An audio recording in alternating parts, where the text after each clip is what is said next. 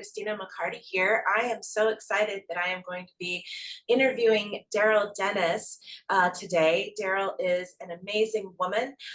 She was born and raised in Los Angeles, California, and even at an early age, she always held strong curiosity and interest in the dynamics of human potential. Darylle started a corporate career in commercial banking, and in these beginning experiences, it assisted her not only in her personal and business growth and development potentials, but it also led her to assisting her corporate clients in exploring theirs as well. By the time she was 27, she was no longer working for, but rather guiding through and consulting for commercial banks and influencing their practices and success. Darylle's unique approach grew into a business philosophy called value exchange dynamics. And she is an international keynote speaker and has been for over 3 decades, and as well has helped a variety of businesses and business professionals in their practical prosperity practices and productivity results as well. Darylle wrote her book, Receivability, and the accompanying journal to allow access to these teachings and tools on value versus force to all. She is an amazing woman, and I had the pleasure of meeting her 2 years ago through a mutual friend of ours who knew that we needed to connect because we have some common interests in learning and applying the practices of the law of attraction, teachings and tools by Abraham Hicks. Darylle has been guided on her unique path, and her journey over the last few years has brought her to her latest book, Quantum Living, Moving at the Speed of Life, which was just released this summer and is already receiving amazing reviews and inspiring those who have read it into a deeper understanding of just how to apply quantum living practices into your life. Welcome, Darylle. I am so glad that you were able to be here today. Wow. Thank you so much for Yeah. that wonderful introduction. Wow. Like in a whole one big sweep. It's like, I need a margarita now. Or a nap or something. It's huge. Yeah. Great journey. Wonderful journey. I just feel very blessed. Long time for that. I would love to maybe begin with the value versus force and start with that piece, how you went from your professional business career and transitioned all of that into all of the teaching that you've done. You know, it's my favorite all-time question is that question, and the reason that Quantum Living, Moving at the Speed of Life was dedicated to Reverend Shobo Sakata is the answer to that question. Okay. So I had, it's a destiny thing, not a qualification thing, to be in that banking situation in a girl body, upsetting everybody, including the girls, and going to companies and asking for the president and getting in front of them because they make decisions about banking and have them do anything to do with someone in a girl body, because back then it was incredibly rare.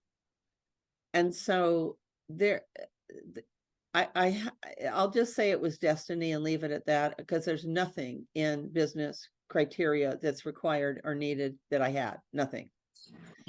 And soared in a way that also I realized at 22, I was making so much money that I never thought would ever be something I did, that I talked to a chiropractor who I was going to for my health at that time, not medical. And I said to him, I'm making all this money. I'm only 22. It seemed to be really easy and kind of fun, but it can't be why I'm here. It must be about God or something. Do you know anything about him? He went, as a matter of fact, I do, right? And so that's actually was the start of my spiritual journey right then. And so then at some point, I'm now, I'm just being me. And I'm a social person. I'm fascinated by the human being by nature since I'm 6. And so when I was calling on companies, I was genuinely, I'm so curious, like you're in high school or college and you go, I can't wait to get into insurance. Did it happen like that? Because I couldn't imagine that. That seemed a little boring to me. You know what I mean? Like, how do you come to where you're at, like that? And then they talked about, you could tell how electrified people were when they talked about what they got to do and how much they loved it. And I was digging all of it because it's a great human dynamic education for me in every possible way. And then I asked how they got customers and how did that work and what was their favorite one and what the one they didn't like, and just question. What do you do in that department over there? And so the part that was so interesting to me is that the other good fortune I had is no one expected for a woman to know anything. So the fact I didn't know anything didn't matter. It just didn't matter. Because what I kept saying is every question, thank you for the question, because now we can learn together. Do you know what I mean? And I meant it, because I can't ask what's a carburetor if I don't know there's a carburetor in a car. Right. So they were asking questions I had no idea about. The other thing that happened, because I loved what I did so much, was getting to do so much, is that I realized that the love of doing what you're doing is connected to photographic memory. That the memory is actually connected to loving. Think about any situation you're in that you love. Yeah. It's embedded in your soul. Yeah. Talk about it verbatim, detail, colors, all of it, time of day. But that happened for me in a business setting.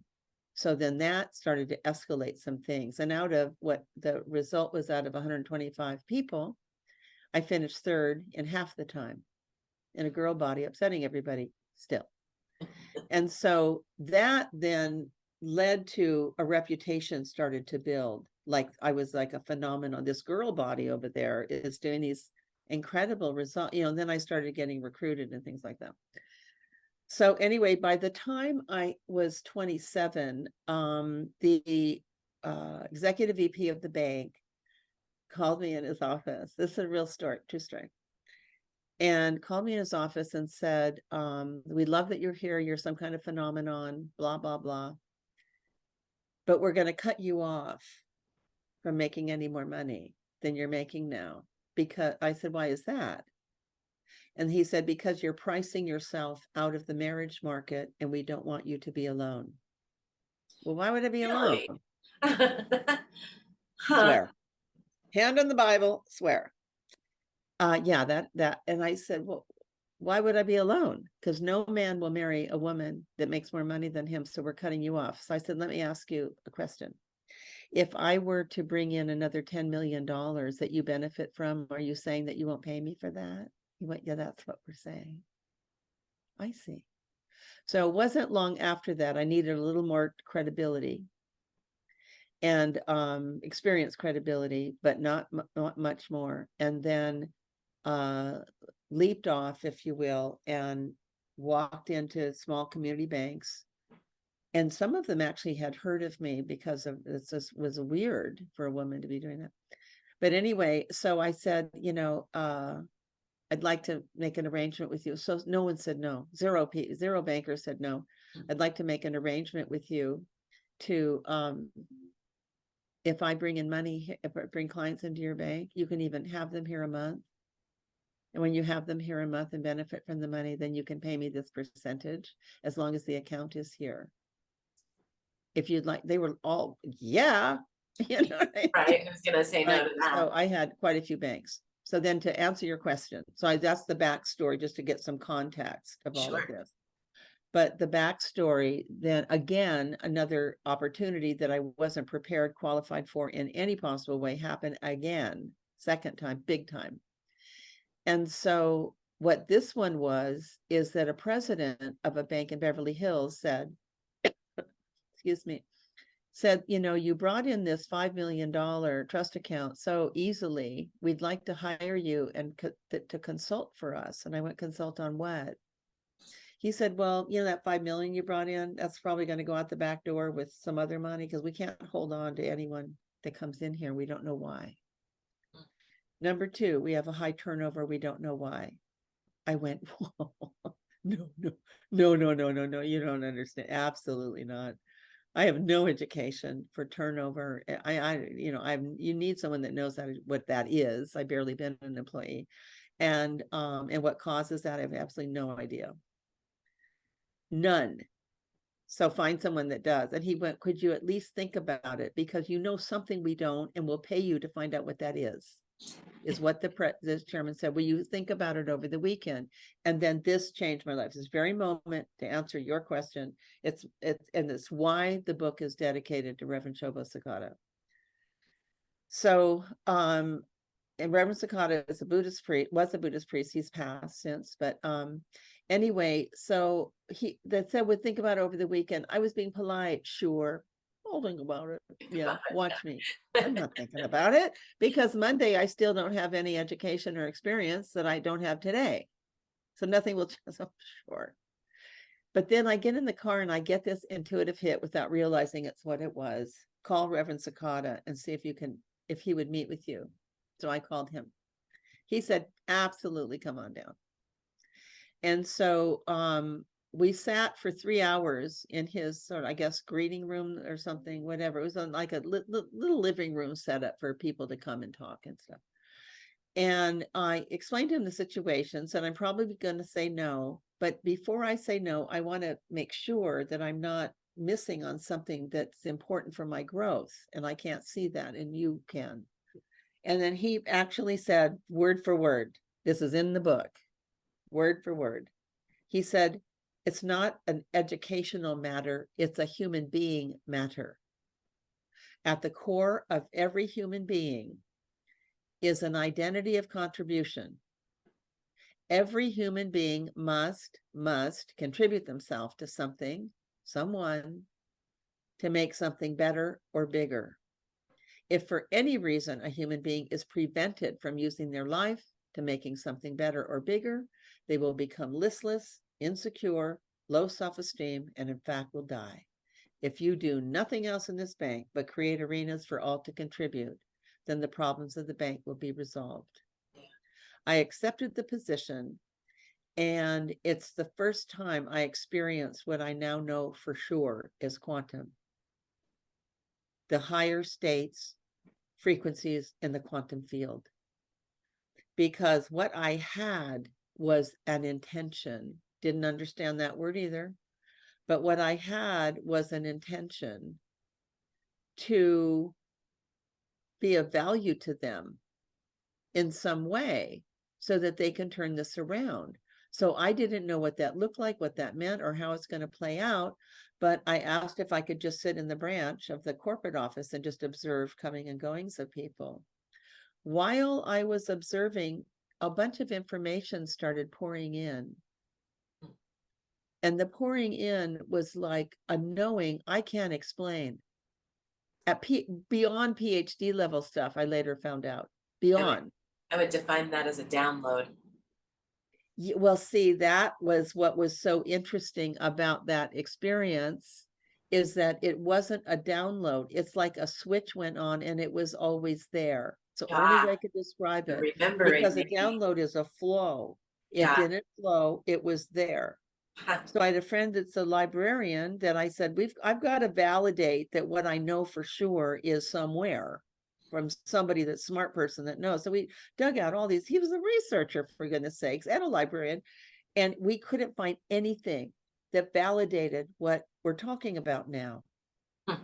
It was the most amazing experience ever, and created arenas for, there's so much happened when I, with the board of directors that were rich and greedy and kind of mean to each other. But what happened when they began contributing because their stock would go up, which was part of the explanation of how this works. And anyway, their contribution mattered because it sets a tone through the bank. How did I know that? I don't know, because I worked alone, right? But anyway, so all these things started happening. So the board of directors, as they started contributing, started becoming really nice people. And then a really funny one, the CEO that never spoke to anybody or said, good morning, hello, thank you. And when I asked him, why don't you say anything to anybody? He said, it's undignified. It's like spitting on the ground. It's undignified to talk to little people. I went, well, that's the problem with turnover. Yeah. And your business going out the back door is right there. That's the answer. Hello. Yeah. Do you know what I mean? It was amazing. Amazing experience. Amazing. So they start, so then I'm walking to an appointment that Beverly Hills is a kind of small town in the business side, stores and stuff. But I'm walking down the street and I see Leonard, who is the president. Oops. Anyway, he was the CEO, sorry, with his convertible Rolls Royce with the receptionist, taking her out to lunch because he found out once he said hello, she was really beautiful. Right. So I went up to his office after lunch. Excuse me, just a second. I was talking more about employee relationships, not having her child. Are we clear? True Yeah. story. That totally happened. So anyway, everything transformed because of that, because that's a quantum thing.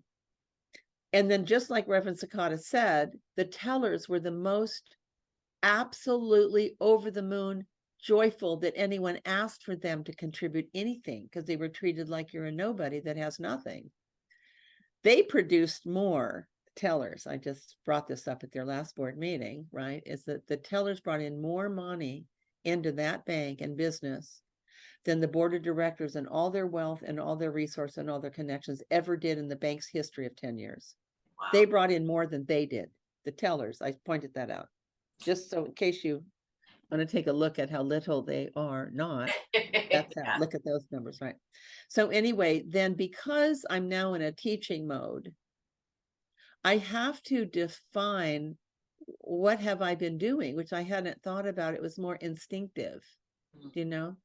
And then I realized, well, I approach somebody to be of value to them, but I don't ever really know what that means. I just know it's an open question, and then they share, and then stuff starts happening. That's quite leaping like. And I remembered thinking it's just like this little thing and there's all this big stuff happens, you know. And I'm not spending marketing money and drinks and golf and all that stuff that costs fortune. None of that was happening, zero.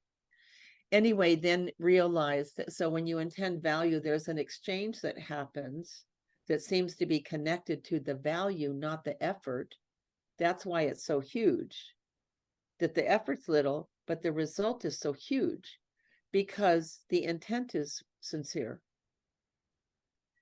And so then I called it down, and then I added the word dynamics, because dynamics are energy that move in their own configuration based on the signal launched to the field, which is the signal launched to the field is our intent.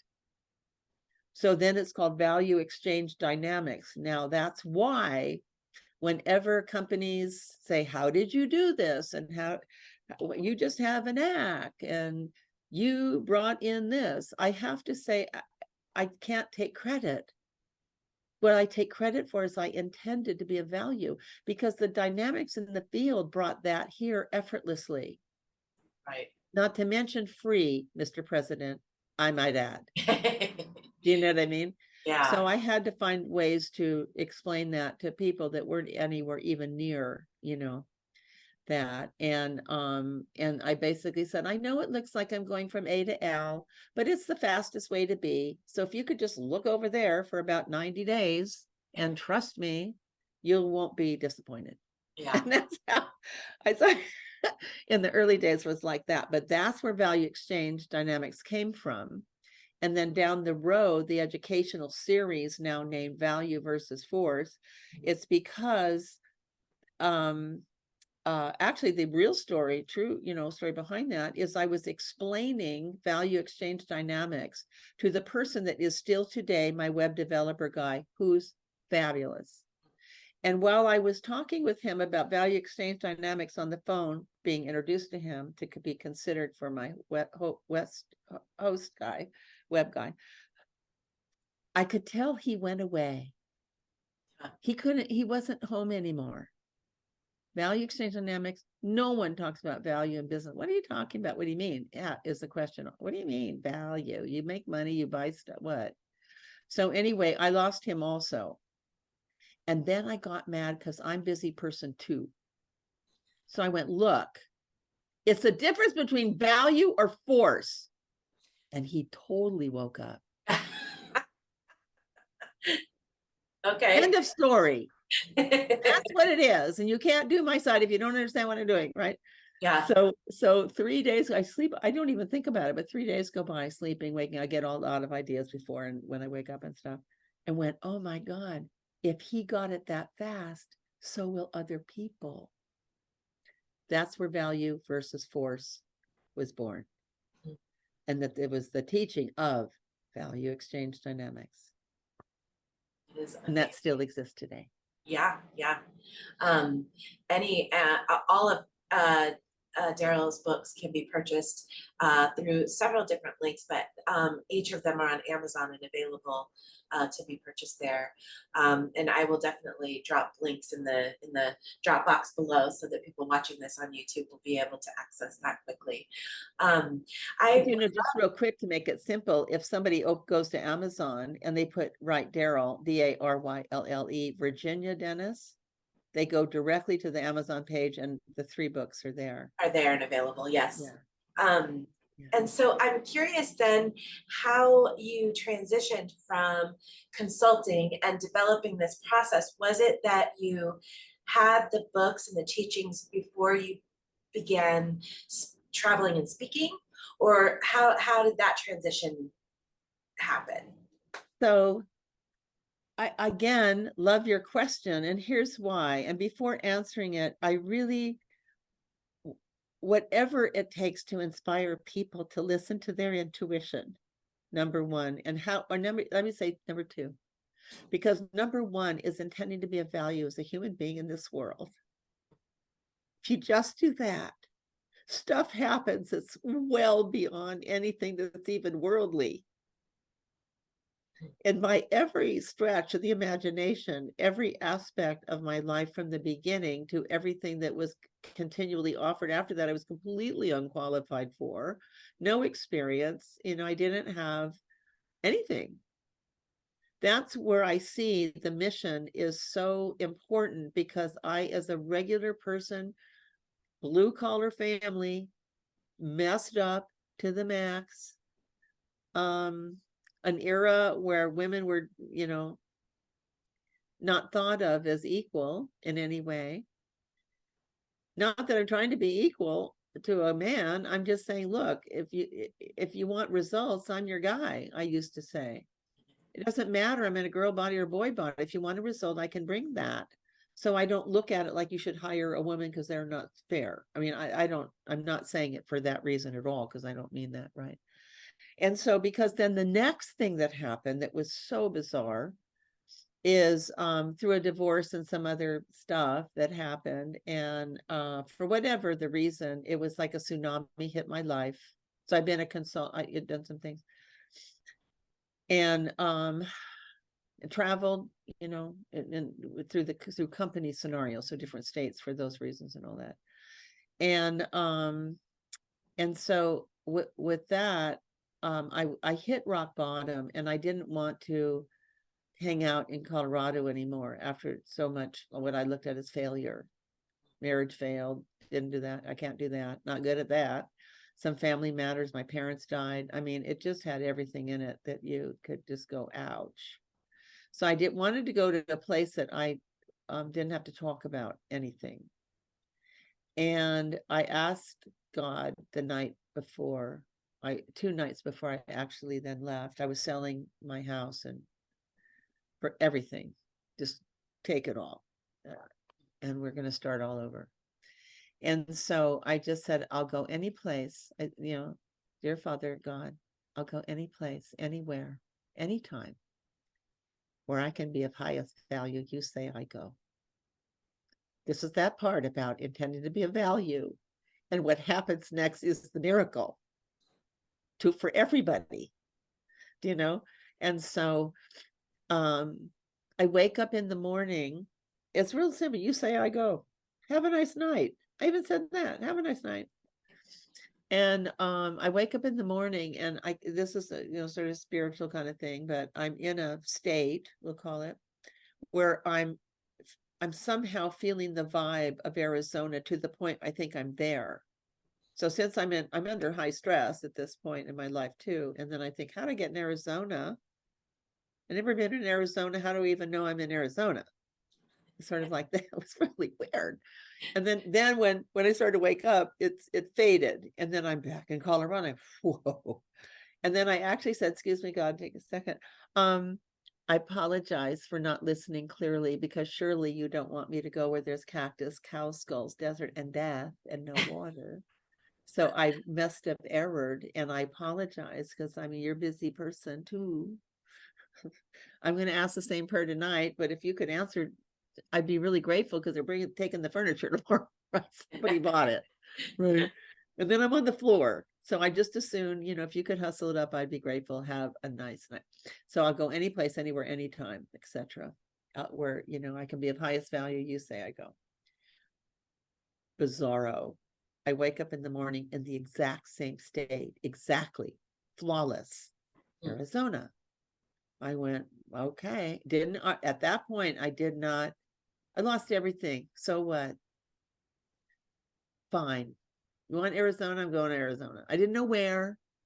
So they came and picked up and blah, blah, blah. And I loaded my car with some clothes and hopped in and started going to Arizona. Now I'm on the 17, and the only exit I know about is Sedona. Excuse me, God, very busy. Take a second. 2 miles is the only exit I know in Arizona. So if you could kind of talk so I can hear, what do I do? I'm grateful. Excuse me, God. It's now half a mile. Excuse me, God, I'm passing it. It's like that, right? But then, so the point, and I mean, this really happened, but to make light of it is it when it's so heavy duty, unbelievable, is that then I keep going on the 17, and I know the word Camelback, the street Camelback. I heard that a friend of mine had a consulting project on Camelback. So I went, okay, I guess I'll get up there, and did. And then I got out of my car at a Coco's to grab breakfast. And before I could get to the door, my phone rings. It's the executive VP of a title company in Colorado, who then says, hey, want to have lunch today? I went, I'm in Arizona. What are you doing in Arizona? 3 words I never say. I said, I don't know. You mean you don't know? Are you going to move there? I don't know. He went, oh, okay, well, here's why I'm asking, because if you are going to move there, yesterday, I had a great powwow with the CEO of one of our sister companies in Phoenix. Boy, would he love someone like you. Want me to set it up? Okay. And then I check into the Days Inn behind the Cocos. Go to the meeting. They hire me. And here's 50,000 and some monthly thing. I mean, it was whole thing, right? And so I in between calls I'm making to have appointments, I mean, tears are streaming down my face. I mean, life is a mess. Listening to that hit to go to Arizona changed my entire life for the 3rd time, because that's when one of the people that I was calling on who could produce title business, and this is a real short window of time.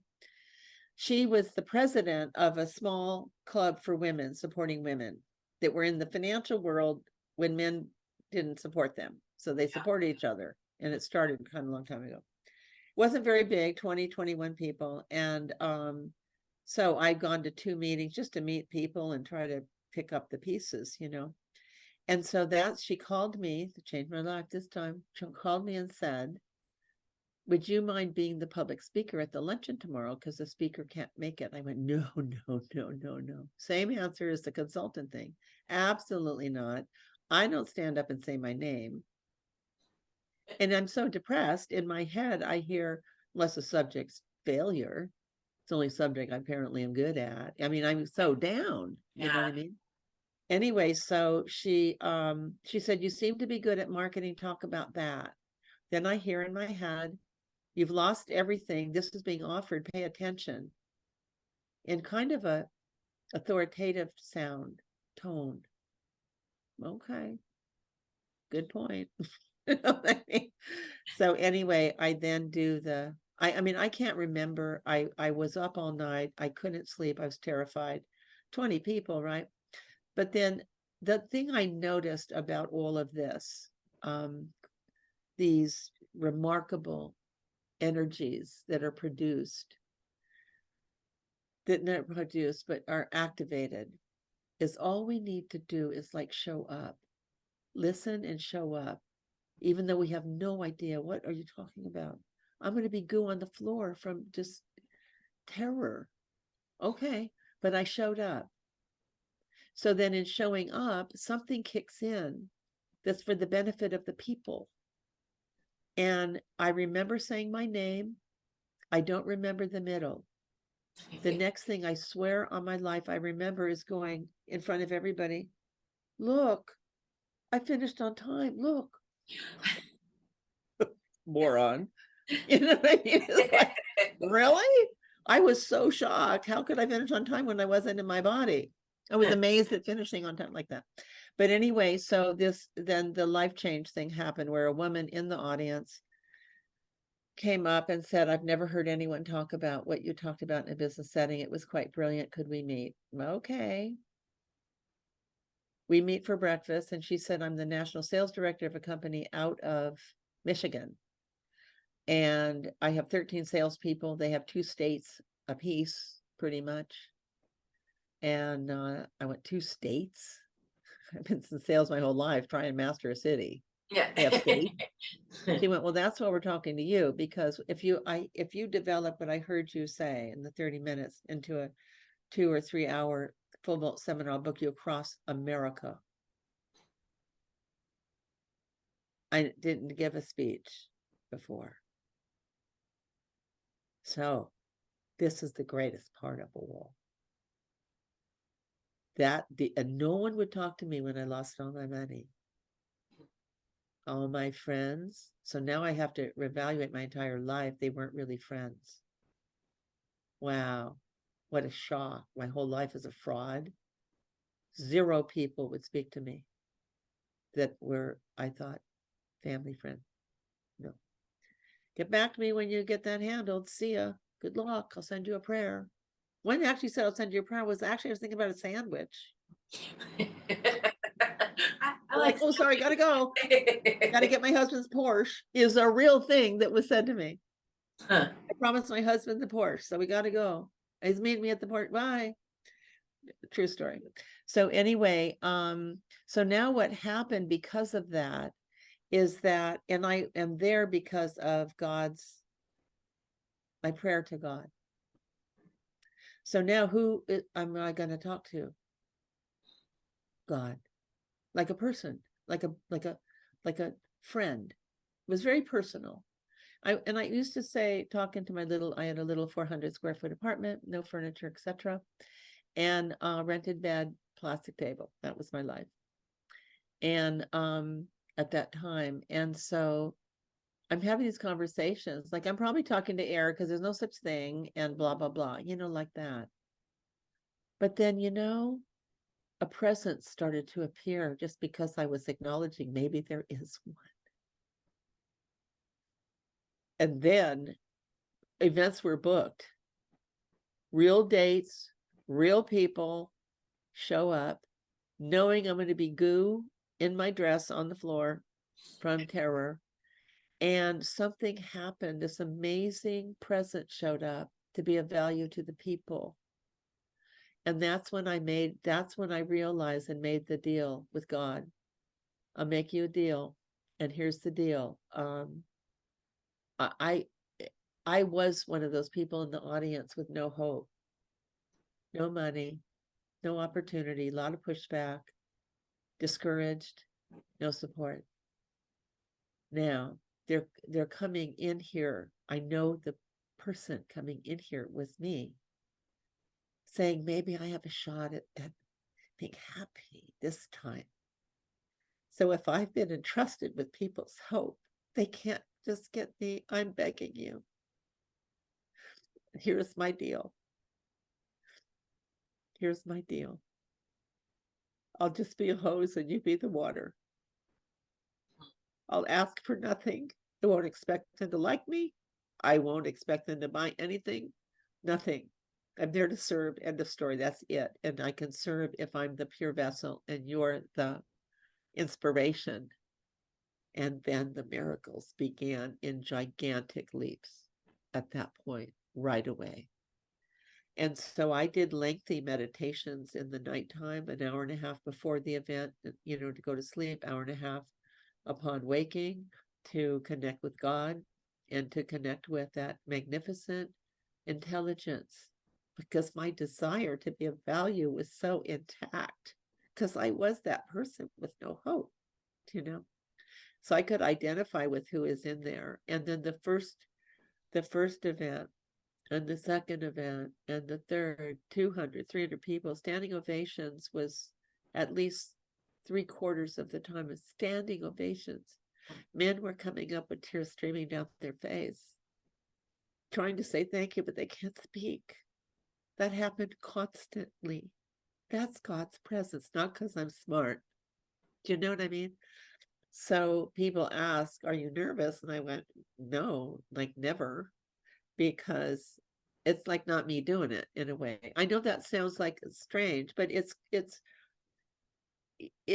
being in harmony with that frequency that's in the quantum field, is the evolution of mankind happening now. And so I feel this was my destiny all along, to come to this point, that every single event that happened was a preparation for this moment in time, for the regular person. You see, if you look at all this stuff that's heady science, science isn't the new God, I might add, but it's looking like that, because as long as you have the PhD, as long as you have all of that, it leaves 99% of us out of the picture. And unless you have an interest in it, I happen to, but so what? But see, this is when I realized in doing this book, in the process of the book, and going in the higher states to be the water flowing through the information in this book, and for God's presence to be in every letter, every word, every sentence, paragraph, and page, that can be felt by people that might have never had a spiritual seeking experience in their lifetime. But now they're saying, something's up. I need to take a look at this. This will help them get into a state. Regular people like you and me get into a state where they can feel a high presence, which is effortless if we just retire the concept of judging anybody about anything. Everyone's doing the best they can. If it doesn't suit your standard, doesn't mean they're bad. Everyone's doing the best they can. And right now, what we need to do is retire negativity and just say, I'm just exhausted from judging and blaming and shaming people. I don't want to do that anymore. It's a decision that we make. And in that decision, it is obedient to that, because we're actually really are in charge, And then from that place came the book, which is yet again time number 4. So it's got to be, the whole thing has to be destiny now. You know what I mean? And I want to speak to the regular people and go, it's not complicated. I see people on podcasts, $2,500. They charge people to find out how to get their intuition. Are you kidding me? That's nonsense. It's already there. It's being pinched off by our negativity. Like a hose with water, you pinch it off. But the minute you unpinch it, guess what happens? Water's right there. So is intuition. So is creativity. So is intuitive intelligence. All of it. For everybody. Do you know what I mean? Yeah. So, did I answer your question? You did. It's interesting, because what I hear you saying is that this book is actually the explanation for what you were able to tap into when you didn't know what you were tapping into. Yeah. And now you have that deeper understanding of the quantum to be able to help present that, so that other people can more easily understand how to tap into that. Is that correct? Exactly. Because it's not complicated. It sounds so heady. I just had so one of the things, like posting all of these kind of things now I'm doing, I didn't do Facebook much before, because my clients were like presidents, and so it was sort of private. Everything's confidential. So I didn't really say, well, here's where we're having lunch, you know, sort of like a private meeting, you know. Anyway, so, but now I am doing that, and I'm interacting with a girl that I went to school with my whole schooling, and I was a superstar, what do you call it? Shortstop. She was my first baseman, and we were pals. We still are. It turns out we are pals. We're actually still connected, if you can believe that. And so anyway, and so she was saying that she was writing actually the other day that she wants to get the book, but it's probably way beyond her and a blah, blah, blah. She's writing. But she still has these childhood things that are haunting her, as I have. And so she's going through some things, and they're not seeming to go away and all that. And I said, but see, what this book is about is how to take a look at those childhood haunts from a different perspective, because that's where the freedom is. And how to do that's in this book. This isn't all heady, big science stuff. It has to do with intent to be happy. The end. Period. It's not that complex. It's really not that complex. So she then bought it. She went, okay, I'll buy it today. I went, great. When you get it, call me, because I'll stay real close to you in every possible way, walk you through this, and you're going to be real happy you made this decision, you know, because it's for the regular person. She knows I'm a regular person. We grew up together. She had the same mom. Ew. You know what I mean? I went, oh, say hi to Joan for me, for Joan Crawford, right? Right. Because, you know, we both had that kind of a mom that was, you know, not kind, we'll say. And so because of that, then that carries with you through a lifetime. It affects your relationships. It affects a lot of stuff until we stop judging that it was bad.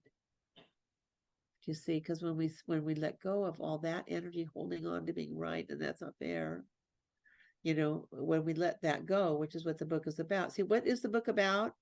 It's about how to feel high state presence, how to feel God's presence. You want to feel God's presence? So it's not about religion. It's about feeling that high state presence. It's the most magnificent feeling you can ever experience as a human being. It's pure bliss and love. Whoa. There's nothing better than that experience as a human being. All we need to do to feel that is to retire negativity, and it shows up by itself. And then all this beauty comes in, like, where did this happen? I didn't have to pay any money for this? No. It's always been there? Yes. Do I get to use it now? Yes. Yeah. Because then, of course, the big picture, which is chapter 9, is how do we do that together now that we have liberated ourselves from misinterpretation of what happened? Because that's what it is. It's a misinterpretation. The bad stuff, people can say all kinds of horror things that happen. But hey, you know what? These are times that civilization is being threatened. Actual civilization is being threatened in a very significant way. And we can turn that around without one bullet fired. All we do is raise our frequency. And the lower state frequencies cannot exist in the same space as the high ones. It just can't. It's a different frequency. So it's in a different dimension. That's it. Yeah. Yeah. I love when I listen to you or when I hear other speakers, I can always bring it back around to the Abraham Hicks. I can always bring it back around to the teachings and the law of attraction. Always. And Darylle was a guest at our last book study meeting.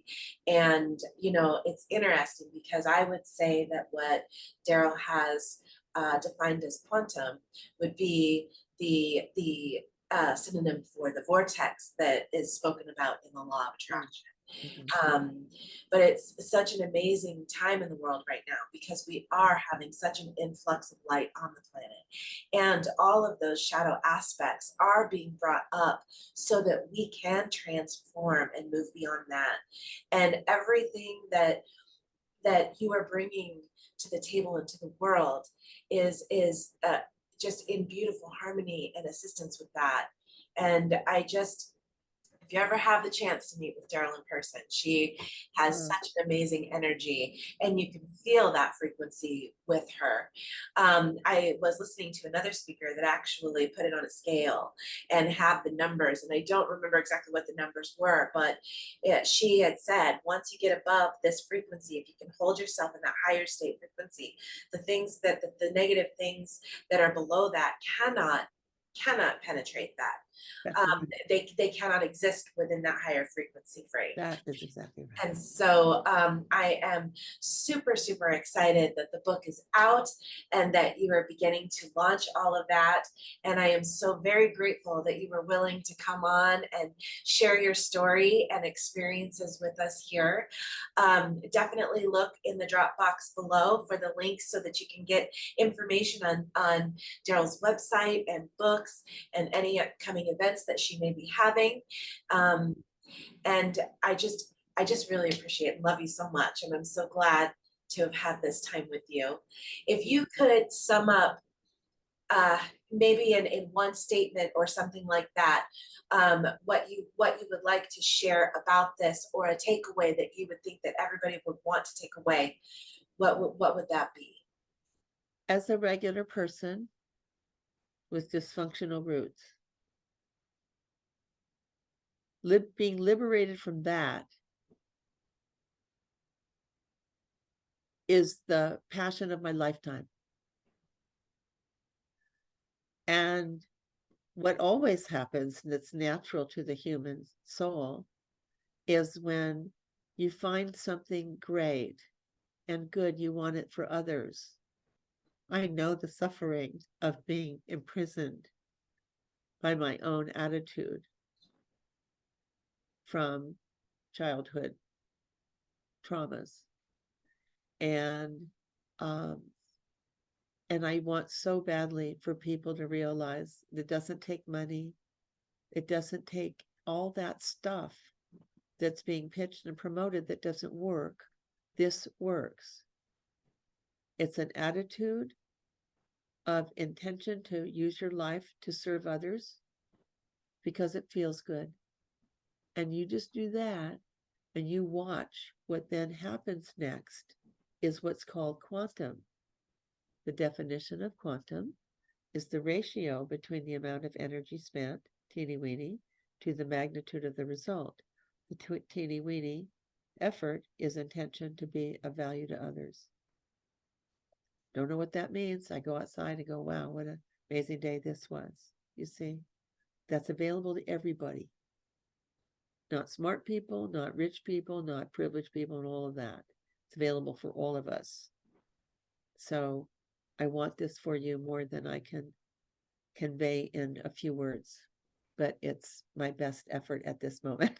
It was beautiful. Thank you so much. All right. Well, I look forward to bearing witness to your unfolding as this process moves forward. And I just want to thank you again.